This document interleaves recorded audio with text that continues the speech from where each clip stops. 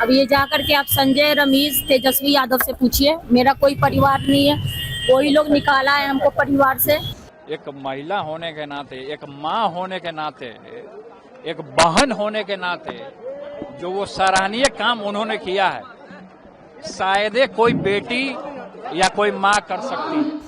अब जब संजय और रमेश इन लोग का नाम लीजिए तो आपको घर से निकाल दिया जाएगा, आपको बदनाम किया जाएगा, आपको गाली दिलवाया जाएगा, आपके ऊपर चप्पल उठा करके मारा जाएगा। हमारी बहन का जो अपमान करेगा, कृष्ण का सुदर्शन चक्र चलेगा।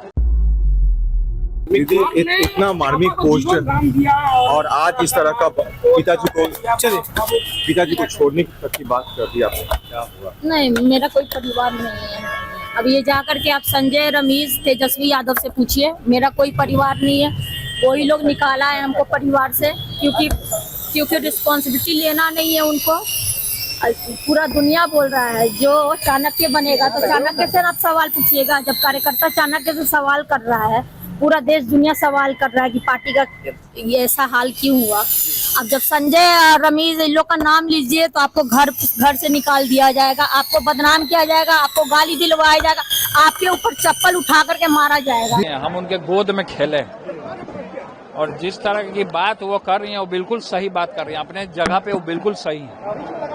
लेकिन अब ये कहने की नौबत आ रही है कि आत्मसम्मान की बात चर्चा हो रही है, पिताजी को किस तरह से डोनेट किया किडनी, ये सब कहने की नौबत आ गई है। ये सच्चाई है।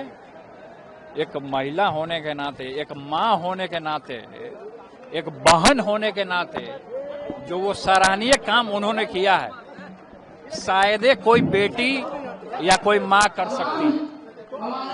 तो ये एक हमारे लिए और सभी महिलाओं के लिए ये पूरे तरीके से ये पूजनीय है और सदैव इनका चर्चा किया जाएगा जब तक इतिहास रहेगा। इतिहास के पन्नों में इनका नाम रहेगा सुनहरे अक्षर से। हमारी बहन का, उन्हें भी अपमानित किया जा रहा है। हमारी बहन का जो अपमान करेगा, कृष्ण का सुदर्शन चक्र चलेगा।